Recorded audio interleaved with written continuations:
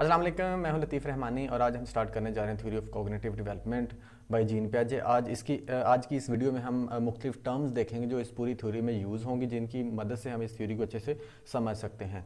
तो स्टार्ट करने से पहले मेरा इंट्रोडक्शन, लतीफ़ रहमानी मेरा नाम है। क्वालिफ़िकेशन मेरी MSc अप्लाइड साइकोलॉजी और MPhil साइकोलॉजी कंटिन्यू है।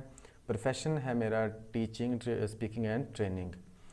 पहले हमने एक वीडियो बनाई थी, उसमें कुछ टर्म्स थी जो कि नहीं शामिल की गई थी। वो इस वजह से कि ये जिस बुक से लेक्चर तैयार किया गया है उस बुक में वो टर्म्स नहीं थी, तो मुख्तलिफ बुक्स में थोड़ी बहुत चीज़ें चेंज करके दी गई हैं। तो अब मैंने दोबारा से ये वीडियो रिकॉर्ड की है ताकि वो टर्म्स भी इनमें शामिल कर दी जाएँ। तो वो टर्म्स भी मैंने इनमें शामिल कर दी हैं जो दूसरी बुक्स में दी गई थी।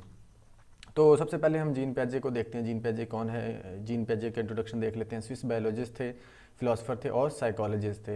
Employed at Binet Institute in 1920 for making intelligence test and find their children and adults giving different answers for the same question. Then he started work on it.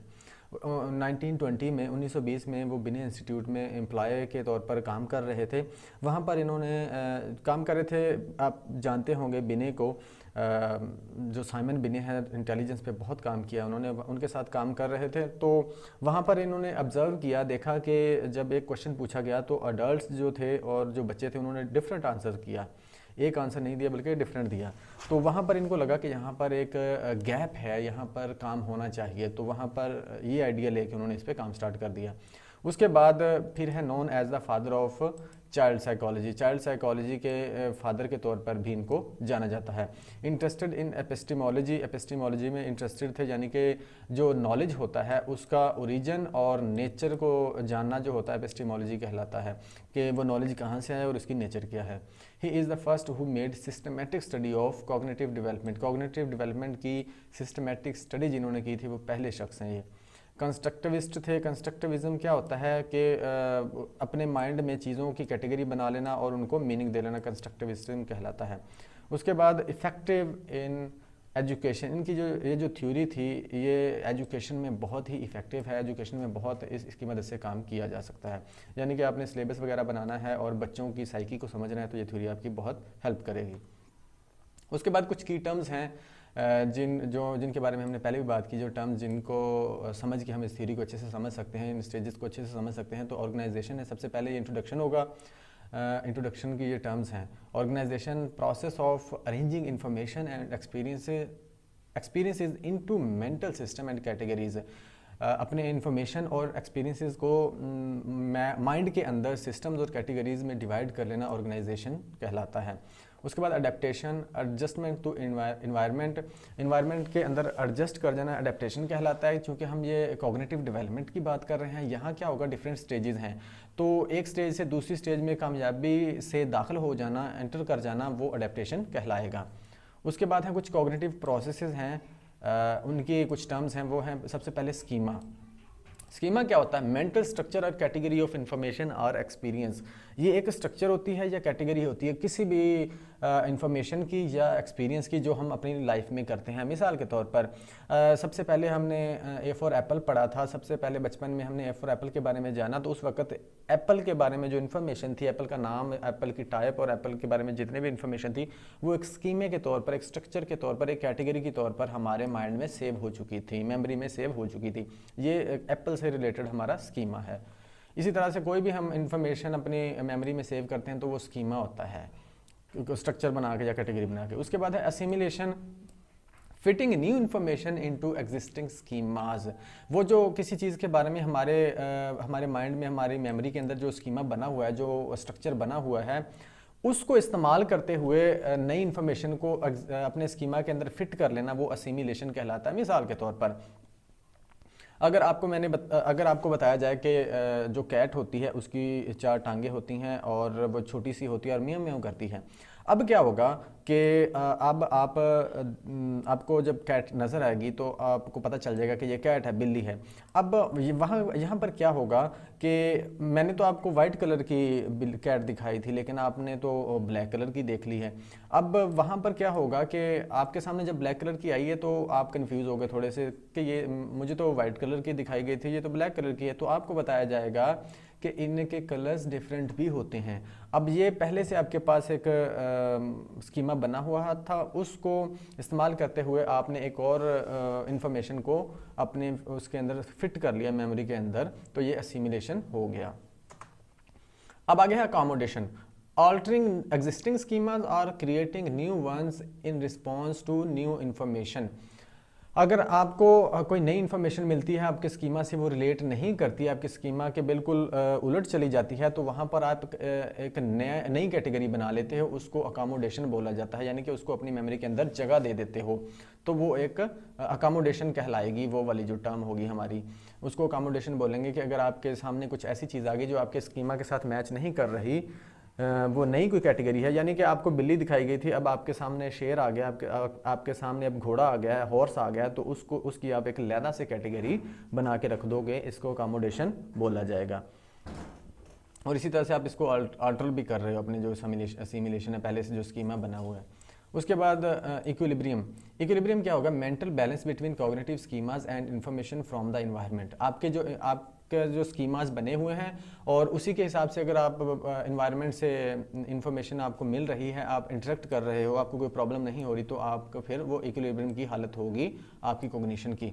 लेकिन अगर आपके जो स्कीमाज बने हुए हैं और जो इन्वायरमेंट से आप इंफॉर्मेशन आपको मिल रही है या इंटरेक्ट कर रहे हो, तो आप अगर वो आपके स्कीमा से रिलेटेड नहीं है, उसके मुताबिक नहीं है, तो आप कॉग्निटिव आपकी कॉग्निशन जो डिस्टर्ब होगी उसको डिसइक्विलिब्रियम बोला जाता है। यहीं पर फिर अकोमोडेशन का सिस्टम स्टार्ट हो जाता है। अब हम डिस्कस करेंगे जो स्टेजेस हैं उनकी जो डिफरेंट उनके अंदर जो डिफरेंट टर्म्स यूज़ हुई हैं उनको देखेंगे। सबसे पहले जो स्टेज होती है सेंसरी मोटर स्टेज। अब देखेंगे कि सेंसरी मोटर का क्या मतलब होता है। सेंसरी मोटर का मतलब होगा involving the senses and motor activity, जिसमें वो स्टेज जिसमें आपकी सेंसेस यानी कि देखना, सुनना, चखना वगैरह, और मोटर एक्टिविटी जिसमें आप मूव करते हो, हरकत करते हो, कोई भी मूवमेंट आप करते हो, तो वो आपकी मोटर एक्टिविटी कहलाएगी। ये वो वाली स्टेज होगी। उसके बाद है reflexes, actions that are performed without conscious thought as a response to a stimulus. वो एक्शन जो हम कॉन्शियस थॉट के बगैर कर रहे होते हैं, यानी कि अनकॉन्शियसली कर रहे होते हैं चीज़ें या एक्शंस या एक्टिविटीज़, वो रिफ्लेक्सेस कहलाते हैं। अब चूंकि हम यहाँ बच्चे की बात कर रहे हैं, डेवलपमेंट की बात कर रहे हैं, तो वो बच्चा क्या करेगा इस स्टेज के अंदर? सकिंग करेगा, लुकिंग करेगा, लिसनिंग और ग्रास्पिंग करेगा। अगर उसके मुंह में कोई चीज़ दी जाएगी तो वो फ़ौरन से सक करना शुरू कर दे, देखता तो वो है, सुनता भी है। इसके अलावा अगर उसके हाथ में कोई चीज़ आ जाएगी तो वो फ़ौरन उसको पकड़ लेगा। इसको रिफ्लेक्सेस बोलेंगे। वैसे हमारे जो रिफ्लेक्सेस होते हैं, हमें पता है कि आंखों का झपकना हमारा रिफ्लेक्स है, उसके बाद हमारे दिल की धड़कन जो है वो रिफ्लेक्स है, हम उसको कंट्रोल नहीं कर सकते, वो खुद ब खुद ही चलती जा रही है। उसके बाद इमिटेटिव बिहेवियर। इमिटेटिव बिहेवियर क्या होता है? बिहेवियर ऑफ कॉपिंग अदर्स, दूसरों को कॉपी करना इमिटेटिव बिहेवियर होता है। इस स्टेज के अंदर बच्चा दूसरों को कॉपी भी करता है। ये वाली जो टर्म्स होगी इनको हम डिटेल में पढ़ेंगे एग्जाम्पल्स के साथ, जब हम स्टेजेस को पढ़ेंगे ना डिटेल के साथ। उसके बाद है गोल डायरेक्टेड एक्शंस।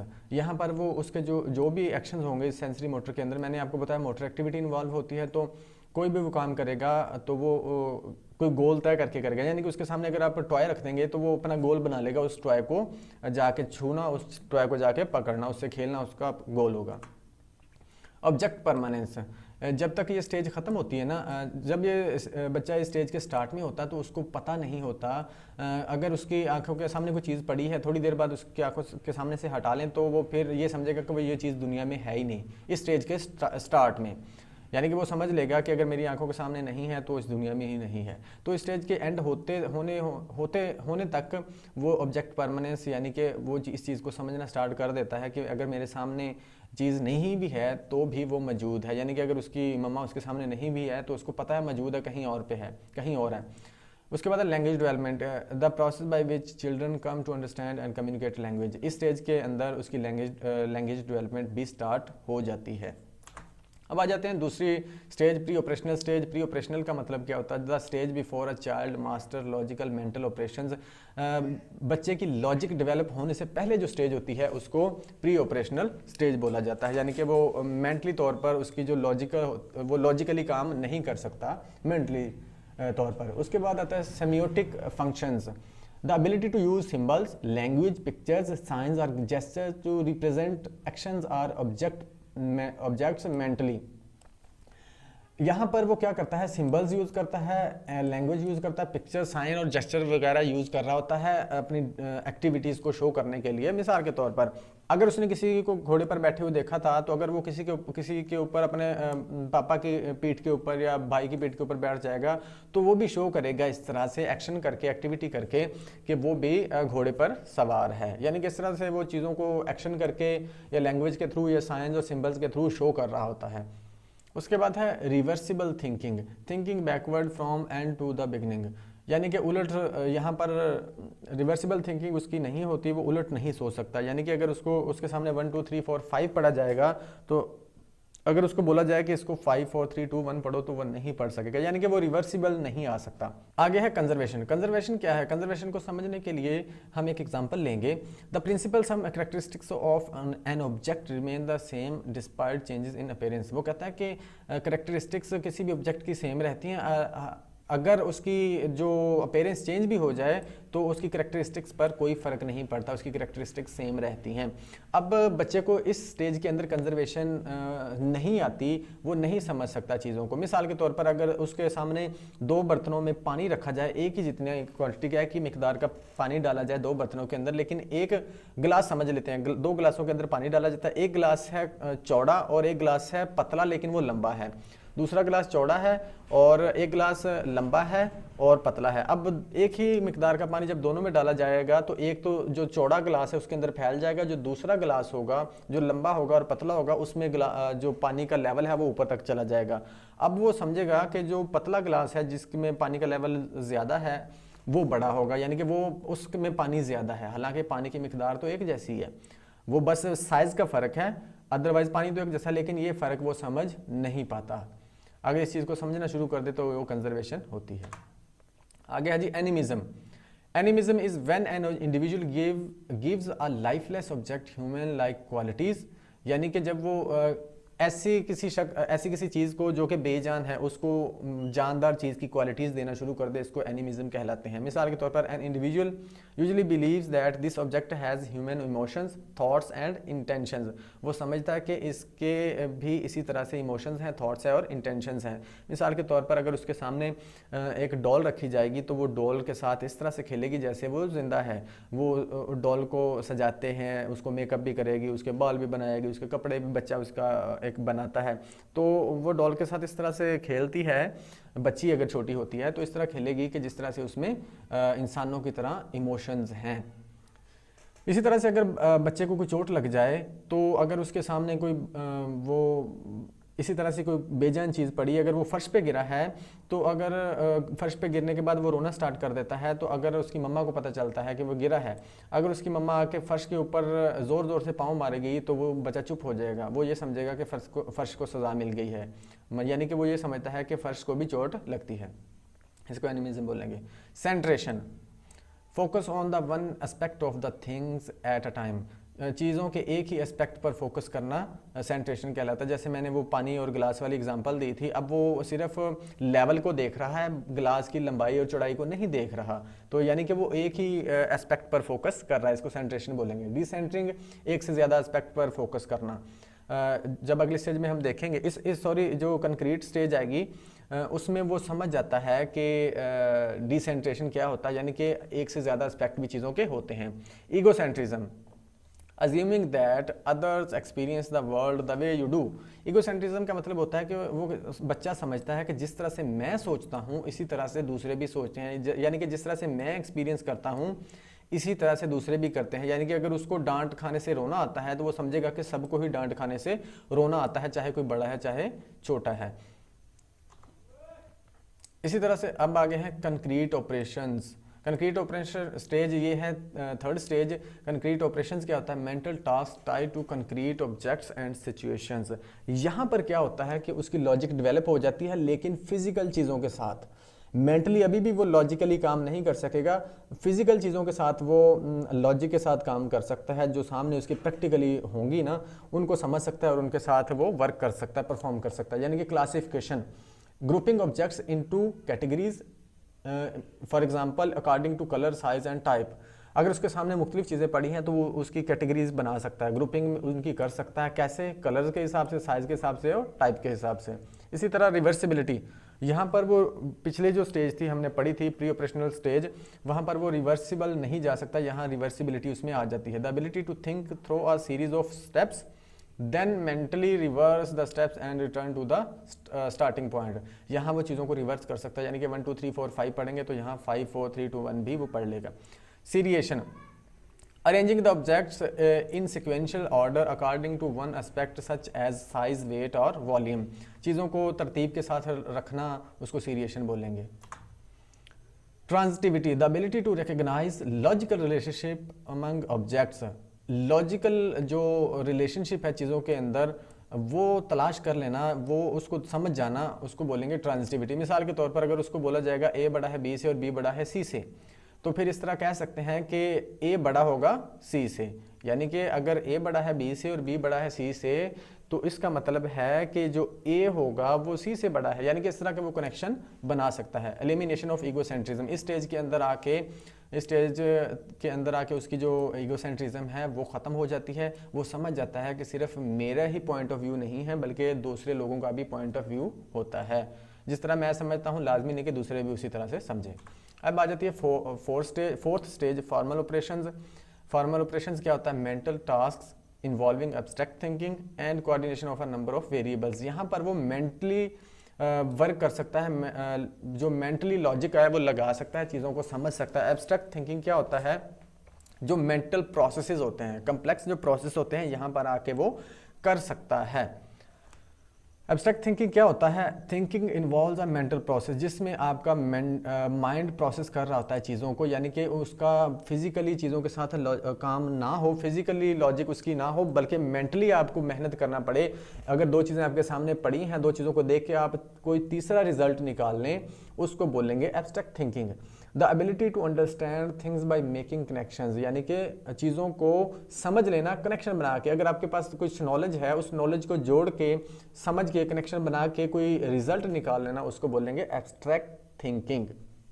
मिसाल के तौर पर अगर वो एब्स्ट्रैक्ट थिंकिंग क्या होगी? अगर उसको पता चलता है कि आज हवा का रुख इस तरफ है और हवा किस शिद्दत के साथ चल रही है, तो अब उसको पता चल जाएगा कि वो सिमत देखेगा, शिद्दत देखेगा और उसकी कंडीशन देख के वो बता देगा कि थोड़ी एक दिन बाद, 2 दिन बाद, 3 दिन बाद किस इलाके में क्या होगा, यानी कि इस तरह से वो रिजल्ट निकालना स्टार्ट कर देता है। Inductive reasoning, drawing a general conclusion from a set of specific observation.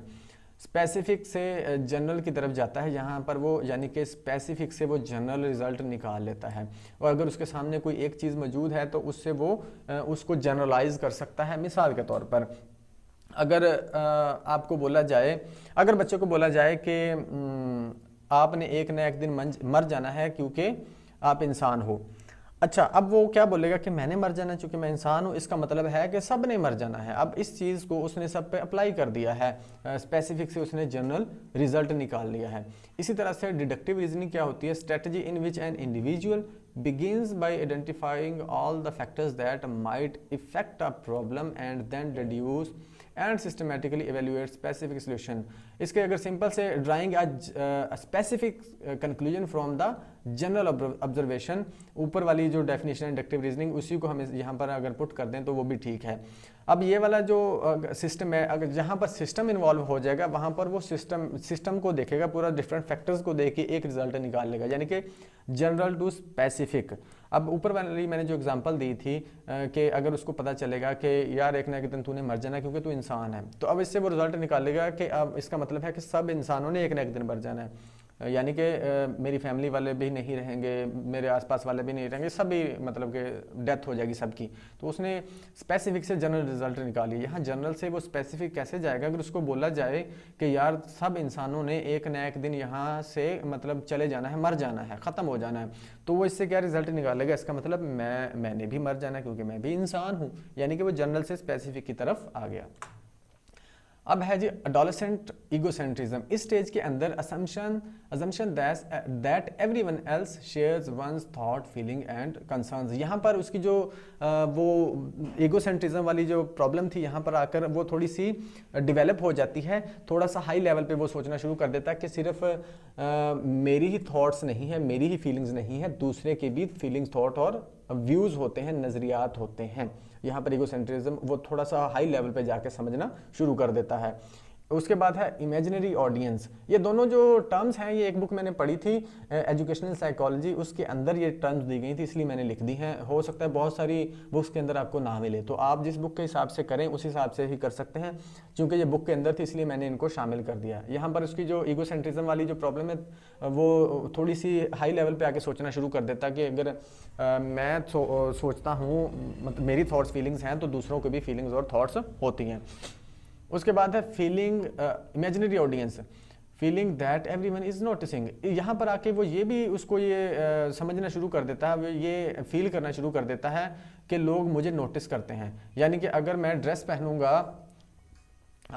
पहनूंगा तो लोग मुझे नोटिस करेंगे। अगर मैंने कोई फटी हुई चीज़ पहन ली, फटी हुई शर्ट पहन ली, तो लोग देखेंगे मुझे और नोटिस करेंगे और मेरे बारे में क्या सोचेंगे वो। इस तरह की इसको फीलिंग आती है। जब वो कोई ड्रेसिंग करने लगेगा तो उसको इस तरह की फीलिंग आएगी। इसी तरह से अगर क्लास के अंदर उसकी कोई मिस्टेक हो जाती है तो वो इसको इस तरह सोचना शुरू कर देता है कि यार बाकी सब दोस्त मेरे बारे में क्या सोच रहे होंगे, मेरे क्लास फेलो मेरे बारे में क्या सोच रहे होंगे।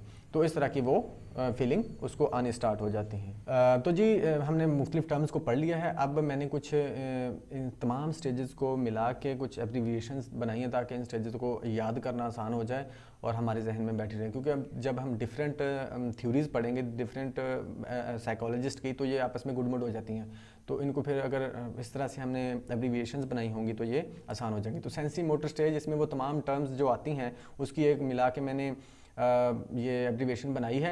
ये स्टेजेस थोड़ी सी आगे पीछे, मतलब ये टर्म्स आगे पीछे करके मुझे बनानी पड़ी हैं, तो ये आप अपने हिसाब से एडजस्ट कर सकते हैं। अगर इस तरह भी लिख देंगे तो कोई इशू नहीं होगा। ये पहले मैंने लिखा है सर, उसके बाद लोग, तो इसको हम पढ़ सकते हैं सर लोग, यानी कि वो तो सर लोग हैं यार, वो हमारी बात कहाँ सुनेंगे। तो इसको इस तरह से पढ़ सकते हैं। एस से सेंसरी मोटर, आई से इमिटेटिव बिहेवियर, आर से रिफ्लेक्सेस, एल से लैंग्वेज डेवलपमेंट, ओ से ऑब्जेक्ट परमानेंस और गोल डायरेक्टेड बिहेवियर। इसी तरह अगले की प्री ऑपरेशनल स्टेज की मैंने बनाई है प्रेस, सीसीए। ये प्रेस लहदा पढ़ेंगे, सीसीए लहदा पढ़ेंगे। ये वो तमाम टर्म्स हैं जो इस स्टेज के अंदर आएंगी। उसके बाद है कंक्रीट ऑपरेशनल स्टेज, इसको पढ़ेंगे सर्कस टीई, सर्कस टीई पढ़ेंगे इसको। ये तमाम टर्म्स जो इसके अंदर आएंगी, सर्कस टीई। यहाँ पर आई थिंक थोड़ी सी गड़बड़ है। हाँ जी, पीछे हमने पढ़ा है, ये आप लोगों ने यहाँ याद रखना है कि ये जो टी से ट्रांजिटिविटी है और ई से ईगोसेंट्रिज्म है। ये आपने इसको जहन में रखना है। पीछे जाके आप देख सकते हैं, यहाँ मुझसे गलती हो गई, यहाँ मैंने लिखा नहीं है। उसके बाद है फॉर्मल ऑपरेशन स्टेज, फ़ायदा, इसको मैंने फ़ायदा बना दिया है, FAIDA, फ़ायदा। तो ये भी टर्म्स हमने सारी पीछे पढ़ ली हैं, क्योंकि यहाँ पर मैं लिख नहीं सका तो ये, बल्कि आगे हम जब स्टेजेस को लहदा पढ़ेंगे तो वहाँ हम डिटेल से इनको डिस्कस कर लेंगे विद एग्जाम्पल्स। तो अगली वीडियोस भी ज़रूर देखिएगा। उम्मीद है कि अब ये तमाम टर्म्स पढ़ने के बाद आपको ये तमाम स्टेजेस पढ़ना और समझना और उसके बाद माइंड में रखना, जहन में रखना आसान हो जाएगा। तो अगर आपको ये वीडियो अच्छी लगी हो तो चैनल को सब्सक्राइब कर लें और बेल आइकन को ज़रूर प्रेस कीजिएगा ताकि अगली वीडियोस भी आपको मिलती रहें। तो अगर तो ये वीडियो अच्छी लगी हो तो कमेंट लाजमी कीजिएगा और अगर कोई सजेशन हो तो वो भी दीजिएगा और अगर आप चाहते हैं कि किसी टॉपिक पर वीडियो बने तो वो भी लाजमी लिखिएगा। Thank you so much. अस्सलाम वालेकुम जी, आज हम स्टार्ट करने जा रहे हैं जो कॉग्निटिव डेवलपमेंट के स्टेजेस हैं उनको वन बाय वन हम डिटेल में थोड़ा सा देखेंगे। पहले हमने इनमें जो यूज़ होने वाली टर्म्स थी वो सब देखी थी पिछली वीडियो में। अगर किसी ने वो वीडियो नहीं देखी तो वो जाके देख लें ताकि आपको ये स्टेजेस समझने में आसानी हो। वहाँ पर आप इन स्टेजेस से थोड़ा सा फेमिलियर हो जाएंगे, आपको पता चल जाएगा कि इन स्टेजेस में कौन कौन सी टर्म्स यूज़ हो रही हैं। तो आगे बढ़ते हैं। स्टेजेस ऑफ कॉग्निटिव डेवलपमेंट पढ़ रहे हैं हम, और जो कि जीन पियाजे ने दी थी। उसके बाद देख लेते हैं जीन पियाजे कौन है एक दफ़ा फिर से। जीन पियाजे 1896 में पैदा हुए थे और 1980 में उनकी डेथ हो गई थी। स्विस बायोलॉजिस्ट थे, फ़िलासफ़र थे और साइकोलॉजिस्ट थे। एम्प्लॉयड एट बिने इंस्टीट्यूट, ये मैंने पिछली वीडियो में बताया था। 1920 में बिने इंस्टीट्यूट में इन्होंने जॉब की थी। वहाँ पर इंटेलिजेंस पर काम हो रहा था और टेस्ट तैयार किए जा रहे थे। वहाँ पर इन्होंने ऑब्ज़र्व किया कि जो बच्चे हैं वो अडल्ट से डिफरेंट आंसर दे रहे हैं जबकि क्वेश्चन एक ही था, क्वेश्चन एक ही पूछा गया था और आंसर डिफरेंट कर रहे थे। वहाँ पर इनको लगा कि यहाँ पर कुछ गैप है, यहाँ पर काम किया जा सकता है। उन्होंने सोचा कि ऐसा क्यों होता है, फिर उन्होंने इस पर काम शुरू कर दिया। अल्फ्रेड बिने कौन था? Alfred Binet known as a developer of the world first intelligence test. ये पहले इंसान हैं, पहले एक्सपर्ट है जिन्होंने इंटेलिजेंस टेस्ट तैयार किए थे। प्याजे took part in scoring these assessments, और प्याजे ने भी इसमें हिस्सा लिया था। प्रायर टू प्याजे थ्योरी, प्याजे की थ्योरी से पहले children were often thought of simply as mini adults. इनकी थ्योरी से पहले ये सोचा जाता था कि जो बच्चे हैं वो बड़ों की तरह ही सोचते हैं। जब इनकी थ्योरी आई तो उसके बाद इन्होंने साबित किया कि बच्चे अलग से सोचते हैं। प्याजे claimed that children's way of thinking is fundamentally different from the adults. ये उन्होंने बताया कि ये बच्चे जो होते हैं वो डिफरेंट सोचते हैं, अलग तरह से सोचते हैं बड़ों की निस्बत। His early career consisted of work in the natural sciences. इनका जो अर्ली वर्क था वो नेचुरल साइंसेज में था। It was during the 1920 that he began to move toward work as a psychologist. 1920 में इन्होंने एज अ साइकोलॉजिस्ट भी काम करना शुरू कर दिया। He married Valentine Chatenay in 1923 and they have 3 children. इन्होंने वैलेंटाइन चटने से 1923 में शादी की थी और 3 इनके बच्चे थे। They have 3 children. It was Piaget's observation of his own children. ये इनके अपने बच्चों की ही ऑब्जर्वेशन थी that served as the basis for many of his later theories. ये जो थ्योरीज जिन्होंने बेस फराहम की थी ये प्याजे के अपने बच्चों की ऑब्जर्वेशन थी। प्याजे ने जो ये कॉग्निटिव डेवलपमेंट पर काम किया था ये इन्होंने अपने बच्चों को ही ऑब्जर्व किया था, और इसी चीज़ पर इनको इन पर तनकीद भी होती है, क्रिटिसिज्म भी होता है कि सिर्फ इनके बच्चों पर ही ये इन्होंने ऑब्जर्वेशंस करके ये थ्योरी दे दी है, चूँकि ये एक ही माहौल था, एक ही ख़ानदान के बच्चे थे और एक ही इनका बैकग्राउंड था, तो इसलिए इन पर क्रिटिसिज्म भी हुआ था। प्याजे was ranked as the second most influential psychologist of 20th century in 2002 study. एक स्टडी 2002 में की गई थी जिसमें 20th सेंचुरी के जो सेकंड नंबर पे आते थे वो इन्फ्लुएंशियल साइकोलॉजिस्ट जीन प्याजे थे। इसका मतलब इनके काम में कोई दमखम था तो ही ये सेकंड नंबर पे आए हैं। एक लिस्ट भी मैंने नीचे दी है। पहले नंबर पे BF स्किनर हैं, दूसरे पे जीन प्याजे हैं, तीसरे पे सिगमंड फ्रॉइड हैं और फोर्थ पे अल्बर्ट बंडूरा और 5 पे हैं लियोन फेस्टिंजर। उसके बाद known as the father of child psychology, पहले भी मैंने बताया कि चाइल्ड साइकोलॉजी के फादर कहलाते हैं। इंटरेस्टेड इन एपिस्टेमोलॉजी में इंटरेस्ट रखते थे। वो क्या होता है, इसमें ये देखा जाता है कि जो नॉलेज है वो बना कैसे है, यानी इसका ओरिजिन और इसकी नेचर क्या है, एपिस्टेमोलॉजी में ये देखा जाता है। He is the first who made systematic study of cognitive development. ये पहले इंसान थे जिन्होंने सिस्टमेटिक स्टडी की थी कि सिस्टमेटिक वे में स्टडी की थी किसकी, कॉग्निटिव डेवलपमेंट की। कंस्ट्रक्टिविस्ट थे। कंस्ट्रक्टिविज्म का मतलब मैंने पहले भी बताया कि चीज़ों को अपने हिसाब से अपने माइंड के अंदर तरतीब देना और उनको मीनिंग देना। इफेक्टिव इन एजुकेशन, इनकी ये जो थ्योरी थी एजुकेशन के अंदर बहुत ही इफ़ेक्टिव थी। वो सिलेबस को करिकुलम डिज़ाइन करना हो या अपने बच्चों को समझना हो तो ये बहुत ही इम्पोर्टेंट थ्योरी है इस हवाले से। उसके बाद आ जाते हैं स्टेजेस की जानिब। सेंसरी मोटर स्टेज है, ये 0 से लेकर 0 to 2 ईयर्स तक होती है। उसके बाद इसको बोला जाता है इन्फेंसी स्टेज। इन्फेंसी इसका दूसरा नाम इन्फेंसी स्टेज भी है, यानी कि इस जो ये अरसा है इसमें इन्फेंसी आती है। उसके बाद सेंसरी मोटर स्टेज, इसकी मैंने एब्रीविएशन बनाई है सर लोग। वो कहते हैं ना कि ये वो तो सर लोग हैं यार, हमें क्या लिफ्ट कराएंगे, इस हिसाब से। तो एस से सेंसरी मोटर है, आई से इमिटेटिव बिहेवियर, आर से रिफ्लेक्सेस, एल से लैंग्वेज डेवलपमेंट, ओ से ऑब्जेक्ट परमानेंस और जी से गोल डायरेक्टेड एक्शंस। अब इन सब को हम देखते हैं। सेंसरी मोटर क्या होता है, the stage in which senses are motor activity involves. इस स्टेज के अंदर सेंसेस आपकी इन्वॉल्व होंगी और मोटर एक्टिविटी इन्वॉल्व होगी, यानी कि आपकी जो सेंसेस होती है देखना, सुनना, सूंघना वगैरह, और उसके बाद मोटर एक्टिविटी यानी कि बच्चे का हरकत करना। उसके बाद चाइल्ड थिंकिंग इन्वॉल्व, इसकी जो थिंकिंग इन्वॉल्व होती है किसमें, सीइंग में, देखने में, hearing, touching, moving and tasting, इन सब कामों में इसकी जो थिंकिंग होती है इसके आसपास ही घूमती रहती है, इन चीज़ों के आसपास ही। उसके बाद सेंसेस टीच द चाइल्ड, ये जो सेंसेस होती हैं यही बच्चे को टीच कर रही होती हैं, क्योंकि कोई और तरीके से तो वो सीख नहीं सकता, तो वो देख कर सीखता है, सुनकर सीखता है, टच करके सीखता है, टचिंग यहाँ पर ख़ास तौर पर। उसके बाद मूव करके सीखता है और टेस्ट करके। रिफ्लेक्सेस, ये स्टेज की एक बेहतरीन जो अहम चीज़ है वो है रिफ्लेक्सेस। इस स्टेज पर इसका हो रहा होता है। रिफ्लेक्सेस कौन से होते हैं, actions that are performed without conscious thought as a response to a stimulus. ये वो एक्शंस होते हैं, वो एक्टिविटीज़ होती हैं जो हम अपनी कॉन्शियस एफर्ट के बगैर परफॉर्म कर रहे होते हैं। मिसाल के तौर पर बच्चा क्या कर रहा होता है, शक कर रहा होता है, उसके मुंह में कोई भी चीज़ दे दे उसको शक करना शुरू कर देगा। इसके अलावा लुकिंग, देखना, लिसनिंग, लिसन कर रहा होता है। उसके बाद ग्रास्पिंग, ग्रास्पिंग का मतलब यानी कि अगर उसके हाथ में कोई भी चीज़ रखेंगे तो उसको फ़ौरन से वो पकड़ लेगा। ये चीज़ें हो रही होती हैं इस स्टेज के अंदर। Imitate behaviour, behaviour of कॉपिंग others, अपने माँ बाप को, अपने आसपास के लोगों को वो कॉपी करने की कोशिश करता है। जिस तरह से उसके पेरेंट्स करते हैं या बहन भाई करते हैं उसी तरह से वो करने की कोशिश करता है। उसके बाद है गोल डायरेक्टेड बिहेवियर। इस स्टेज के अंदर डेलिब्रेट एक्शंस टुवर्ड अ गोल, किसी चीज़ की तरफ उसकी जो हरकत होती है वो गोल डायरेक्टेड होती है, यानी कि अगर उसने उसके सामने कोई चीज़ पड़ी होगी तो वो उसकी तरफ हरकत करेगा इस गोल के साथ कि मैंने इसको पकड़ना है, इसको देखना है। पियाजे believe that as a baby is begin to grow, जैसे वो ग्रो करता है they learn about their environment, वो अपने आसपास के माहौल को सीखते हैं। कैसे? थ्रू देयर सेंसेस, अपनी सेंसेस के थ्रू।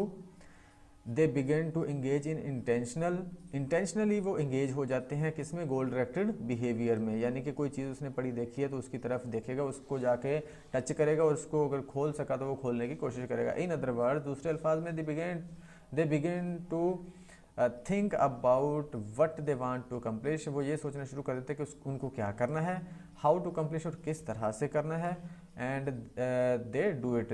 पहले सोचते हैं क्या करना है, फिर सोचते हैं किस तरह से करना है और फिर वो इसको करते हैं। उसके बाद object permanence, understanding that objects have a separate permanent existence.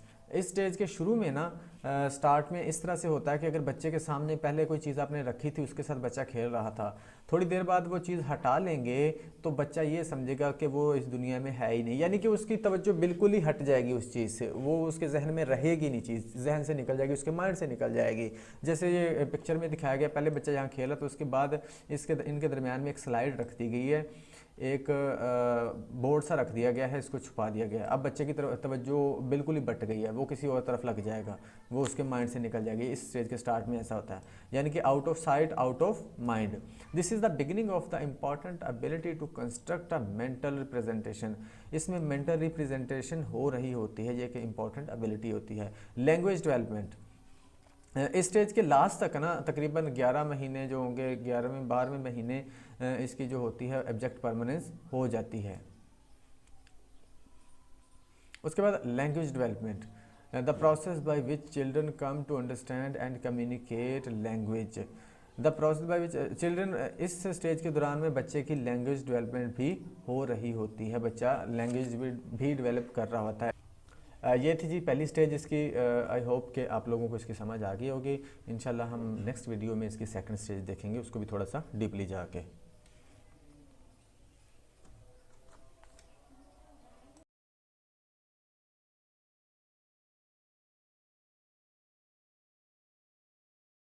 जी, जैसा कि हम पढ़ रहे हैं कॉग्निटिव डेवलपमेंट की जो स्टेजेस हैं, आज हम पिछले हमने वीडियो में देखी थी जो फर्स्ट स्टेज थी, आज हम देखेंगे सेकंड स्टेज। सेकंड स्टेज ये टोडलर एंड अर्ली चाइल्डहुड कहलाती है। 2 से 7 साल तक इसको देखा जाता है, समझा जाता है कि इस अरसे के अंदर जो स्टेजेस होती हैं, जो स्टेज होती है, जो एज होती है, वो प्री ऑपरेशनल स्टेज कहलाती है। इसका भी मैंने एक एब्रीविएशन इसकी तैयार की है, वो है प्रेस CCA। इसको आप इस तरह से पढ़ सकते हैं, प्रेस, उसके बाद CCA लहदा पढ़ सकते हैं। प्रेस याद कर लिए तो CCA ऑटोमेटिकली आपको याद हो जाएगा। P से प्री ऑपरेशनल, R से रिवर्सिबल थिंकिंग, E से एगोसेंट्रिज्म, S से सेमियोटिक फंक्शन, C से कंजर्वेशन और C से सेंट्रेशन, उसके बाद है एनिमिज्म। तो अब इसको आगे बढ़ते हैं और देखते हैं डिटेल के साथ। प्री ऑपरेशनल स्टेज, यहाँ पर CCA लगाना था, चले खैर वो पीछे मैंने बता दिया है। Pre operational stage, the stage before a child master logical mental operations. जब बच्चे की जो लॉजिक है वो डेवलप नहीं हुई होती, उससे पहले की स्टेज को प्री ऑपरेशनल स्टेज बोला जाता है, कि यानी कि लॉजिकल ऑपरेशंस वो नहीं कर पाता, उससे पहले की स्टेज होती है। During this stage children begin to engage in symbolic play and learn to manipulate symbols. वो सिंबॉलिकली इस स्टेज में परफॉर्म कर रहा होता है, यानी कि इशारों के साथ वो ऐसा समझ रहा होता है जैसे रियल में लोग करते हैं, वो इशारों के साथ, साइंस के साथ, सिंबल्स के साथ इस तरह से कर रहा होता है। जैसे मिसाल के तौर पर, इसको आगे भी हम जाके पढ़ेंगे कि अगर उसने किसी को घोड़े पे बैठे देखा है तो वो भी किसी चीज़ के ऊपर बैठ के घोड़े पे बैठे हुए आदमी की तरह, इंसान की तरह ही एक्ट करने की कोशिश करता है। लैंग्वेज एंड मेमोरी डेवलपमेंट, इसके अंदर इसकी लैंग्वेज डेवलपमेंट होती है और मेमोरी डेवलपमेंट भी हो रही होती है। Reversible thinking, thinking backward from the end to the beginning, यानी कि अगर मैं आपके सामने बोलूँ 1 2 3 4 5 और इसकी जो ये एक साइड पे हो गई थिंकिंग, अगर मैं इसको बोलूँ रिवर्स करें तो आप कहेंगे 5 4 3 2 1। इस स्टेज में क्या होता है, at this stage child's mental process works only one way and he can't reverse the things और प्रोसेस। इस स्टेज के अंदर वो वन वे ही सोच सकता है, यानी कि उस चीज़ों को रिवर्स नहीं कर सकता। यानी कि यहाँ पर अब काउंटिंग लिखी है तो इसको वो रिवर्स नहीं कर पाएगा, एक ही साइड में वो जा सकेगा। मिसाल के तौर पर फॉर एग्जांपल अगर मैं बोलूँ 3 × 2 = 6 होता है, तो वो 2 × 3 = 6 नहीं कर पाएगा, यानी कि रिवर्स नहीं कर पाएगा चीज़ों को। उसके बाद egocentrism, assuming that others experience the world the way you do. वो समझता है कि जिस तरह से मैं चीज़ों को देखता हूँ, मैं समझता हूँ, जब मुझे इफ़ेक्ट करती हैं इसी तरह से सबको करती हैं। यानी अगर वो बिल्ली से डरता है तो वो समझेगा कि सभी लोग बिल्ली से डरते हैं, चाहे कोई बड़ा है चाहे कोई छोटा है, सभी लोग डरते हैं। यानी कि इस तरह से वो वर्ल्ड को देखता है। Inability to understand the another person's view और ओपिनियन में be different than their own. इसमें वो इस काबिल नहीं होता कि ये समझ सके कि यार मेरे के लोग मुझसे मुख्तलिफ भी सोच सकते हैं, जो मेरे ख्यालात हैं, जो इस तरह से मैं दुनिया को देखता हूँ इस तरह से लोग नहीं देखते। इस चीज़ को वो समझ नहीं पाता इस स्टेज के अंदर। It does not mean selfish, यानी कि इस स्टेज का मतलब, ईगोसेंट्रिज्म का मतलब ये नहीं होता कि वो सेल्फिश है, यानी कि हर चीज़ वो अपने खुद को मरकज़ बना के, सेंटर बना के सोच रहा होता है कि हर चीज़ मेरे ही आसपास घूमती है। इसका ये मतलब नहीं होता कि वो सेल्फिश है। If a little girl at this stage is afraid of dogs she may assume that all have this fair. जैसे मैंने पहले बताया कि अगर एक छोटी लड़की डॉग से डरती है और उसको फेयर है डॉग का, तो वो ये समझेगी कि सबको ही फेयर ऑफ डॉग है। सेमियोटिक फंक्शंस, यहाँ पर the ability to use symbols, language, pictures, signs और जेस्चर्स टू रिप्रेजेंट एक्शंस और ऑब्जेक्ट मेंटली। वो मेंटली चीज़ों को पिक्चर, साइंस और जेस्चर्स के थ्रू शो कर रहा होता है, यानी कि मैं सोच कर इसी तरह से एक्ट कर रहा होता है। यानी कि अगर उसने किसी को घोड़े पर बैठे हुए देखा, जैसे ये पिक्चर में दिखाया गया है, तो वो झाड़ू उठा लेगा, झाड़ू के ऊपर उसी तरह से एक्ट करने की कोशिश करता है जैसे वो भी घोड़े के ऊपर बैठा हुआ है। वो इस झाड़ू को घोड़ा समझ लेता है, हॉर्स समझ लेता है। He think broom is a horse, वो समझ लेता है कि ये हॉर्स है। And pretend that he is riding the horse by his action, वो अपने एक्शन से ये शो करता है कि वो भी राइडिंग कर रहा है हॉर्स के ऊपर। Conservation, logical thinking ability that some characteristics of an object remain the same despite changes in appearance. Conservation, इसमें जो लॉजिकल थिंकिंग होती है वो नहीं समझ पाता, यानी कि चीज़ों को एक ही तरह से वो देखता है, एक ही चीज़ देख रहा होता है। इसको हम सेंट्रेशन में समझते हैं। Things will be same if nothing is added और नथिंग इज़ टेकन अवे। वो ये चीज़ नहीं समझ पाता कि चीज़ें सेम रहती हैं तब तक जब तक उनमें कोई चीज़ निकाल ना दी जाए या ऐड ना कर दी जाए। सेंट्रेशन, focus on the one aspect of the things at a time, वो चीज़ों का एक ही एस्पेक्ट देख रहा होता है, बाकी एस्पेक्ट वो नहीं देख रहा होता है। इसको सेंट्रेशन बोलते हैं। अब समझते हैं कंजर्वेशन को। सेंट्रेशन क्या होगा, वो चीज़ों का एक ही पहलू देखेगा। यहाँ पर देखिए 2 ग्लासेस के अंदर एक जैसा पानी डाला गया है, उसके बाद एक गिलास को चेंज करके वो बड़ा कर दिया गया है, और यानी कि उसको छोटा गिलास ले लिया गया है जिसका जो साइज़ है वो वैसे लंबा है और पतला है। दूसरा उस सेम गिलास है जो पहले वाला था। अब उसमें जब वही पानी दूसरे गिलास वाला उस पतले गिलास में डाला जाएगा, छोटे गिलास में डाला जाएगा, तो उसका जो लेवल है वो बढ़ जाएगा, वो ऊपर हो जाएगा, ऊपर चला जाएगा उसका लेवल। अब जब बच्चे से पूछा जाएगा कि इन दोनों में से ज़्यादा पानी कौन सा है, तो वो बोलेगा ये वाला पानी ज़्यादा है क्योंकि इसका लेवल ऊपर है। इसी तरह से इसमें एक ज़्यादा चौड़े गिलास में डाल दी जाए तो वो लेवल नीचे चला जाएगा। इसमें वो बोलेगा कि इस गिलास का सेंटर वाले का जो है लेवल, सेंटर वाले का जो पानी है वो ज़्यादा है। ये कंजर्वेशन है कि वो इस चीज़ को समझ नहीं पाता पाता कि साइज़ भी मैटर करता है। अगर कोई चीज़ साइज़ के एतबार से छोटी है तो उसमें लेवल ज़्यादा हो जाएगा, वो चीज़ ये नहीं समझ पाता, यानी कि वो एक ही पहलू देख रहा होता है। सेंट्रेशन भी इसी यही मैंने आपको बता दिया। इसी तरह से ये बाकी भी कुछ एग्जांपल्स हैं। अगर दो स्टिक्स हैं, एक को तोड़ दिया जाए तो वो समझेगा कि ये छोटी है और दूसरी नहीं, सॉरी, वो समझेगा कि ये जो टूटी हुई स्टिक है ये बड़ी है और ज़्यादा है उससे जो ऊपर पड़ी हुई है। उसके बाद आ जाएगा pre operational stage, sorry pre operational ही पढ़ रहे हैं हम। इसके बाद आ जाएगा एनिमिज्म। एनिमिज्म क्या होता है? Animism is when an individual gives us lifeless object human like qualities.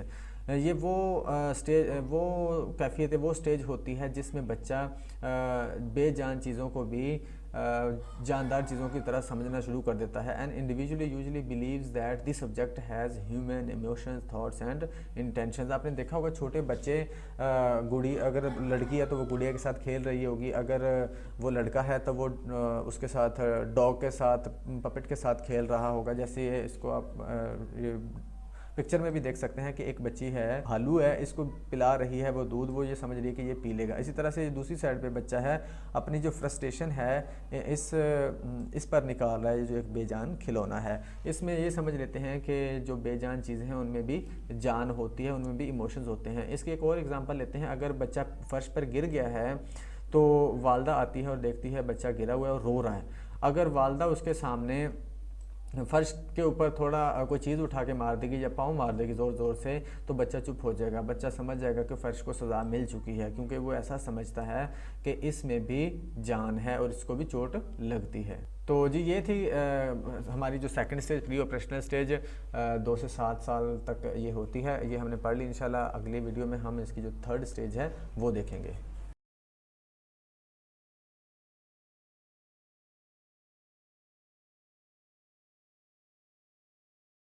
जी अस्सलाम वालेकुम। जैसा कि हमारा कॉग्निटिव डेवलपमेंट स्टेजेस चल रही हैं बाय जीन पियाजे, तो आज हमारी थर्ड स्टेज है। पहले 2 स्टेजेस हमने पढ़ ली हैं। अगर किसी ने वीडियो नहीं देखी तो वो जाके देख सकता है। कंक्रीट ऑपरेशनल स्टेज है, 7 से 7 to 11 ईयर्स तक होती है। इसको चाइल्डहुड एंड अर्ली एडोलेसेंस की स्टेज बोला जाता है। इसका दूसरा नाम जो है चाइल्डहुड एंड अर्ली एडोलेसेंस। इसके भी मैंने एक एब्रीविएशन बनाई है, इसको बोलेंगे सर्कस टेड।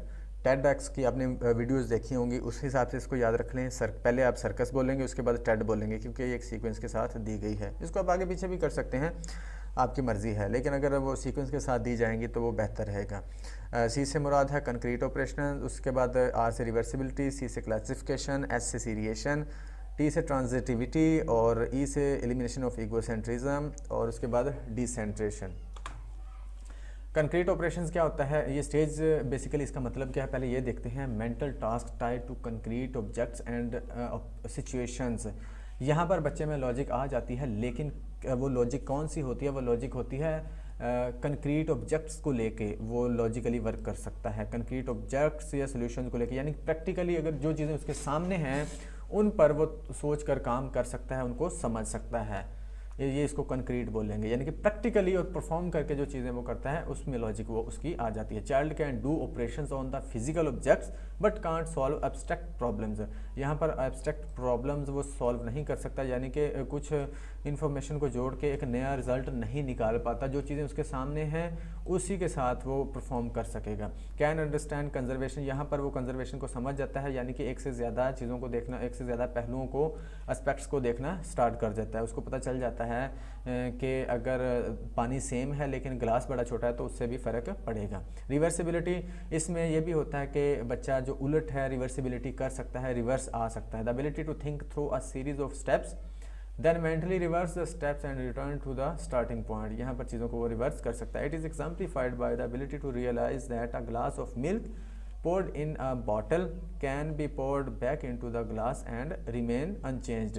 वो कहता है कि अगर एक बोतल के अंदर पानी डाला जाए और दूध डाला जाए और उस दूध को दोबारा से बोतल से ग्लास में के अंदर डाला जाए तो वो सेम रहेगा, उसमें कोई फ़र्क नहीं पड़ेगा। इसी तरह से अगर उसके सामने ये काउंटिंग की जाएगी तो वो काउंटिंग को भी रिवर्स कर सकता है। Classification, classification is the ability to identify the properties of categories. चीज़ों को कैटेगरीज, कलर्स और टाइप्स के लिहाज से अलग-अलग उसके ग्रुप्स बना देना वो क्लासिफिकेशन कहलाता है। Classify objects on the basis of their color, shape, etc. To relate categories or classes to one another and to use categorical information to solve the problems. इसमें वो प्रॉब्लम्स को सॉल्व कर सकता है कैटेगरीज टाइप्स वगैरह को समझ के, जैसे ये ब्लू और रेड अलग-अलग से की हुई है, उसको पता चल जाता है कि किस तरह से कैटेगरी बनाई जाती है और कैटेगरीज बेसिकली होता क्या है। इस तरह से वो प्रॉब्लम्स को भी सॉल्व कर लेता है। Seriation, arranging objects in sequential order according to one aspect such as size, weight और वॉल्यूम। वो चीज़ों को साइज, वेट और वॉल्यूम के हिसाब से सीरीज बना सकता है, अरेंज कर सकता है, एक तरतीब में रख सकता है। इन द लेबॉर्ट्री पियाजे tested childrens seriation by showing that they could arrange sticks of different lengths into order from the smallest to the greatest. ये पियाजे ने एक एक्सपेरिमेंट किया था, जैसे ये इसमें पिक्चर में भी आप देख सकते हैं कि उसने बच्चों को स्टिक्स दी थी डिफरेंट साइज़ की, तो बच्चों ने उन स्टिक्स को साइज़ के हिसाब से अरेंज कर दिया था। इसको सीरिएशन बोल लेंगे, यानी कि एक तरतीब के साथ चीज़ों को रख सकता है। Transitivity, the ability to recognize the logical relationship among objects in a serial order. यहाँ पर वो चीज़ों के अंदर रिलेशनशिप को तलाश कर लेता है, रिलेशनशिप को समझना शुरू कर देता है, इसको ट्रांजिटिविटी बोला जाता है। मिसाल के तौर पर अगर उसके सामने बोला जाए A is equal to B and B is equal to C, then A must be equal to C, यानी कि अगर A इक्वल है B के और B इक्वल है C के, A B के इक्वल है और B C के इक्वल है, यानी कि B था A के इक्वल तो और B को C के इक्वल रखा गया है। अब वो ये समझ जाता है कि फिर हम A को इक्वल रख सकते हैं C के, वो ये चीज़ लॉजिकल मतलब बना सकता है, कनेक्शंस और रिलेशनशिप से वो बिल्ड कर सकता है। इसी तरह से जैसे ये शक्ल में भी दिखाया गया है, A बड़ा है B से, B बड़ा है A बड़ा है B से और B बड़ा है C से, तो फिर कह सकते हैं A बड़ा है C से। A is greater than B, B is greater than C, then A must be greater than C. Operations, यहाँ पर कौन कौन से ऑपरेशन वो कर सकता है? Child performs operation like combining, चीज़ों को कंबाइन कर सकता है, सेपरेटिंग सेपरेट कर सकता है, रिपीटिंग रिवाइज कर सकता है, मल्टीप्लाइंग मल्टीप्लाई कर सकता है और डिवाइडिंग और डिवाइड भी कर सकता है यहाँ पर आके। उसके बाद है elimination of egocentrism, the ability to view things from others point of view. यहाँ पर वो समझ जाता है कि सिर्फ मेरा ही पॉइंट ऑफ व्यू नहीं है बल्कि दूसरों का भी पॉइंट ऑफ व्यू होता है। यहाँ पर वो इस चीज़ को समझना शुरू कर जाता है, यानी कि ईगोसेंट्रिज्म यहाँ पर एलिमिनेट हो जाती है। उसके बाद डिसेंट्रेशन, ये हमने पहले भी पढ़ लिया कंजर्वेशन में कि एबिलिटी टू सी, यहाँ पर सी आना था, ability to see more than one aspects of the things, चीज़ों को एक से ज़्यादा पहलुओं को देखना, वो डिसेंट्रेशन कहलाता है। यहाँ पीछे एक चीज़ है, ये ऑपरेशंस ये एप्लीकेशन के अंदर मैंने नहीं डाला, इसको आप डाल भी सकते हैं अगर आपका मूड हो, इरादा हो, अगर इसी तरह से आप याद रख सकते हैं तो रख लें, क्योंकि ये चीज़ मैंने नॉलेज के लिए यहाँ पर ऐड की। कोई पूछ ही सकता है कि कंक्रीट ऑपरेशन में वो क्या क्या कर सकता है, तो हम ये चीज़ें बता सकते हैं कि वो मल्टीप्लाई डिवाइड भी कर सकता है, चीज़ों को सेपरेट भी कर सकता है। तो ये थी जी थर्ड स्टेज। पहले हमने फर्स्ट स्टेज, सेकंड स्टेज, अब थर्ड स्टेज की है। उम्मीद है आप लोगों को इसकी समझ आ गई होगी। अगर समझ नहीं आई तो दोबारा से देख लें, अगर फिर भी समझ ना आए तो मुझे कमेंट बॉक्स में बता दें कहाँ पर प्रॉब्लम आ रही है, आपको इंशाल्लाह इसका रिप्लाई मिल जाएगा।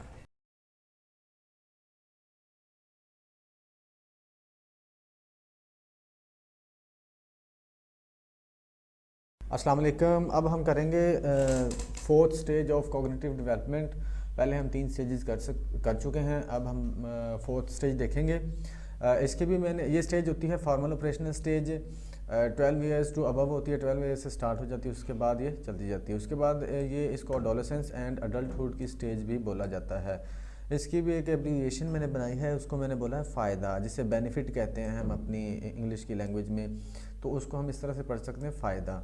ये याद करने के लिए टेक्निक्स होती हैं, अगर आप अपनी मेमोरी को बेहतर करना चाहते हैं, इम्प्रूव करना चाहते हैं, तो इस तरह से आपको टेक्निक्स लगानी पड़ती हैं। तो फ़ायदा अब याद होगा तो हमें पता है कि कौन कौन सी टर्म्स इस स्टेज में यूज़ होनी है, तो हम उस हिसाब से उनको डिफ़ाइन कर देंगे, ये कभी भी जहन से नहीं निकलेगा। फर्स्ट है फॉर्मल ऑपरेशन स्टेज, एफ से, ए से एब्स्ट्रैक्ट थिंकिंग, आई से इमेजिनरी ऑडियंस, डी से डिडक्टिव रीजनिंग और ए से एडोलेसेंट ईगोसेंट्रिज्म। चलें जी, इसको डिटेल में देखते हैं। पहले ये फार्मल ऑपरेशंस देखते हैं कि ये फार्मल ऑपरेशन स्टेज में बेसिकली होता क्या है। Mental task involving abstract thinking, इस स्टेज की सबसे जो इम्पॉर्टेंट बात है वो है abstract thinking and coordination of a number of variables, और कोऑर्डिनेशन हो जाता है, वो कर सकता है, उसकी एबिलिटी इस लेवल पे आ जाती है कि वो कोऑर्डिनेशन कर सकता है नंबर ऑफ वेरिएबल्स, मुख्तलिफ चीज़ों को कनेक्ट कर सकता है। अब एब्स्ट्रैक्ट थिंकिंग क्या होता है, जो इस स्टेज की सबसे इम्पॉर्टेंट चीज़ है वो है thinking involves a mental process. वो थिंकिंग जिसमें आपका सिर्फ और सिर्फ मेंटल प्रोसेस हो रहा होता है वो एब्स्ट्रैक्ट थिंकिंग कहलाती है। इसको और आगे अच्छे से समझते हैं। The ability to understand things by making connections, अपने माइंड के अंदर सोच कर बाय थिंकिंग चीज़ों का कनेक्शन बना देना, उनको कनेक्ट कर देना, उनके रिलेशन बना देना, उसको बोलते हैं एब्स्ट्रैक्ट थिंकिंग। एब्स्ट्रैक्ट थिंकिंग मिसाल के तौर पर उसका फिजिकली कोई वजूद ना हो, आप जो कनेक्शन बना रहे हैं, आप अपने माइंड में अपने नॉलेज के हिसाब से अपने एक्सपीरियंस को लेकर जो रिलेशन बना रहे होते हो, कनेक्शन बना रहे होते हो, इसको एब्स्ट्रैक्ट थिंकिंग बोला जाता है। इसकी कुछ एग्जांपल्स मैंने लिखी हैं। थिंकिंग अबाउट कॉन्सेप्ट्स, अब आपके पास नॉलेज है, आपने सोच उससे रिजल्ट निकालना शुरू कर देना है, उसका कॉन्सेप्ट बनाना शुरू कर देना है, ये भी एब्स्ट्रैक्ट थिंकिंग है। यूजिंग इमेजिनेशन, आप जो अपनी इमेजिनेशन के थ्रू प्लानिंग कर रहे होते हैं, उसका फिजिकली तो कोई वजूद नहीं होता ना, आप अपनी माइंड के थ्रू, सोचों के थ्रू कर रहे होते हैं, इमेजिनेशन के थ्रू कर रहे होते हो, वो एब्स्ट्रैक्ट थिंकिंग है। Using metaphors and analogies, metaphor क्या होता है, किसी चीज़ को किसी और से रिलेट कर देना, किसी चीज़ को किसी के साथ रिलेट करके उसको बयान करना। मिसाल के तौर पर हम कह सकते हैं कि ये चाँद की तरह खूबसूरत है, ये चाँद की तरह खूबसूरत है। अब हमने उसको रिलेट कर दिया चाँद के साथ, उसकी खूबसूरती को। इसी तरह से अगर हम कहें कि इसकी जो वैल्यू है वो गोल्ड की तरह है, यानी कि ये इतना कीमती है कि जैसे गोल्ड होता है। अब आप किसी इंसान को भी गोल्ड कह सकते हो, किसी इंसान को डायमंड कह सकते हो, यू आर अ डायमंड, आप कह सकते हो कि आप एक हीरा हो। अब बच्चे को इस स्टेज से पहले अगर बच्चे को बोलेंगे ना कि यार वो हीरे की तरह का प्रीशियस है, कीमती है, तो वो नहीं समझ पाएगा, वो कंफ्यूज हो जाएगा कि हीरे की तरह, हीरा तो एक बेजान चीज़ है, तो ये कैसे हीरे की तरह, तो वो नहीं समझ पाएगा। लेकिन इस स्टेज में आके वो इस चीज़ को समझ जाता है कि इसकी इम्पोर्टेंस को बयान किया जा रहा है, डिस्क्राइब किया जा रहा है डायमंड को लेकर, ये चीज़ें हैं। इसी तरह से एनालॉजी भी किसी चीज़ के साथ उसको कनेक्ट कर देना होता है। Reframe the problem in a new way, अगर आपके सामने कोई सिचुएशन है, कोई प्रॉब्लम है, आप उसको रीफ्रेम कर सकें, उसको अपने हिसाब से तरतीब दे सकें, उस अपने हिसाब से ऑर्गेनाइज कर सकें, इसको भी एब्स्ट्रैक्ट थिंकिंग में ही गिना जाता है। ये तीनों चारों एब्स्ट्रैक्ट थिंकिंग की एग्जांपल्स थी। यानी कि आप अपने माइंड के थ्रू प्रोसेस कर सकते हैं चीज़ों को जिनका फिजिकली वजूद ना हो, वो रिजल्ट निकाल सकते हो। जैसे मिसाल के तौर पर एब्स्ट्रैक्ट थिंकिंग का अगर एग्जांपल है जो लव है, इसके अब फिजिकली कोई एग्जांपल नहीं, फिजिकली इसका कोई वजूद नहीं है, लेकिन आपको माइंड में पता है कि लव होता क्या है, अटैचमेंट हो जाना किसी के साथ, ये लव होता है। इसी तरह से सेटिस्फैक्शन, ये भी एक एब्स्ट्रैक्ट थिंकिंग की मिसाल है। इसी तरह से वो चीज़ें जिनको मैयर नहीं कर सकते, वो एब्स्ट्रैक्ट थिंकिंग में आ जाती हैं। उसके बाद आ जाते हैं जी inductive reasoning, drawing a general conclusion from a set of specific observations. Specific to general इसको बोला जाता है कि आप जनरल कंक्लूजन्स निकाल रहे होते हैं स्पेसिफिक सिचुएशन को लेके, एक ख़ास सिचुएशन को लेके उसको जनरलाइज कर देना। अगर आपके सामने कोई सिचुएशन है तो उसको आप जनरलाइज कर सकते, इस चीज़ को बोलेंगे इंडक्टिव रीजनिंग। इसकी एग्जांपल लेते हैं मैं आपको बोलूँ कि आपने एक ना एक दिन मर जाना है क्योंकि आप इंसान हैं। अब वो ये आप इससे नतीजा ये निकाल लोगे, इसका मतलब है कि तमाम लोगों ने एक ना एक दिन मर जाना है। एक स्पेसिफिक सिचुएशन आपको दी गई थी, आपने उसको जनरलाइज कर दिया है सब पर, ये इंडक्टिव रीजनिंग होगा। ठीक है, उसके बाद आ जाते हैं डिडक्टिव रीजनिंग। डिडक्टिव रीजनिंग क्या होता है, ये होता है जनरल टू स्पेसिफिक, यानी कि मुख्तलिफ चीज़ों को देखकर समझकर कोई स्पेसिफिक रिजल्ट निकाल लेना, इसको बोलेंगे डिडक्टिव रीजनिंग। यानी कि किसी चीज़ कुछ सिचुएशंस को देख के, कुछ चीज़ों को देखकर एक उससे डिडक्ट कर लेना, उसको बोलेंगे हम डिडक्टिव रीजनिंग। फॉर एग्जांपल इसी को हम एग्जांपल को उल्टा देते हैं। अगर मैं बोलूँ कि इंसान फ़ानी है, इंसान ने एक ना एक दिन मर जाना, तमाम इंसानों ने एक दिन यहाँ से मर जाना है, ख़त्म हो जाना है, इस दुनिया से चले जाना है, तमाम इंसानों ने, ये एक जनरल थिंग है। अब आप क्या इससे रिज़ल्ट निकालोगे कि इसका मतलब मैंने भी मर जाना क्योंकि मैं भी एक इंसान हूँ। आपको एक जनरल सिचुएशन दी गई थी, उससे आपने एक स्पेसिफिक रिज़ल्ट निकाल लिया खुद को लेके कि तमाम इंसानों ने मर जाना, इसका मतलब मैंने भी मर जाना क्योंकि मैं भी इंसान हूँ। तो ये इंडक्टिव और डिडक्टिव की रीजनिंग है। इंडक्टिव रीजनिंग की एक और एग्जांपल आपको दे देता हूँ कि अगर एक बास्केट है आपके पास, आपने उसके अंदर कच्चे सेब हैं, उसके अंदर रॉ एप्पल्स पड़े हुए हैं। अब आपने उसमें से एक एप्पल उठाया, उठा के आपने देखा वो कच्चा है, दूसरा उठाया वो भी कच्चा है। अब आप इस स्पेसिफिक सिचुएशन से एक जनरल रिजल्ट निकाल लेंगे कि बास्केट के अंदर तमाम एप्पल्स कच्चे हैं। ये भी एक इंडक्टिव रीजनिंग की एग्जांपल है। आगे जाते हैं एडोलेसेंट एगोसेंट्रिज्म। ये पहले पीछे भी पढ़ चुके हैं। assumptions that everyone else shares one's thoughts feelings and concerns. यहाँ पर वो थोड़ा सा इसको ब्रॉड लेवल पे आकर सोचना शुरू कर देता है कि वहाँ पर तो ये था एगोसेंट्रिज्म कि दूसरों के भी जो मेरे ख्याल मतलब कि जो मुझे फील होता है लाजमी नहीं कि वो दूसरों को भी फील हो, जिस तरह से मैं दुनिया को देखता हूँ लाजमी कि नहीं कि वो दूसरे भी देखें। यहाँ पर इसी चीज़ को वो थोड़ा सा हाई लेवल पे लेके चला जाता है, क्योंकि ये एब्स्ट्रैक्ट थिंकिंग आ जाएगी तो यहाँ पर वो समझना शुरू कर देता है कि हर बंदा अपने लिहाज से सोच सकता है, हर बंदा अपने लिहाज से फील कर सकता है, हर बंदा उसके अपने कंसर्न्स होते हैं, लाजमी नहीं कि जिस तरह से मैं सोचूँ वो भी उसी तरह से सोचे। उसके बाद इमेजिनरी ऑडियंस, इस स्टेज पर आके उसमें ये भी वो सोचना शुरू कर देता है, feeling that everyone is noticing. वो इस चीज़ को भी फील करना शुरू कर देता है कि हर लोग मुझे नोटिस करते हैं। अगर मुझसे कोई मिस्टेक हो जाती है तो वो मेरी मिस्टेक को नोट करते हैं, अगर मैं ड्रेसिंग सही नहीं करता वो नोटिस करते हैं, अगर कपड़ों के ऊपर क्लॉथ्स के ऊपर कोई दाग लग जाएगा या फट जाएंगे तो वो इसी चीज़ को फील करता रहेगा कि यार लोग देख रहे होंगे, मुझे नोटिस कर रहे होंगे। ये दोनों टर्म्स एक बुक मैंने एजुकेशनल साइकोलॉजी में पढ़ी हैं, इसलिए मैंने यहाँ पर बयान कर दी हैं। बाकी बहुत सारी बुक्स में ये दोनों टर्म्स नहीं हैं, तो ये बुक में थी इसलिए मैंने इसको यहाँ पर बयान कर दिया है।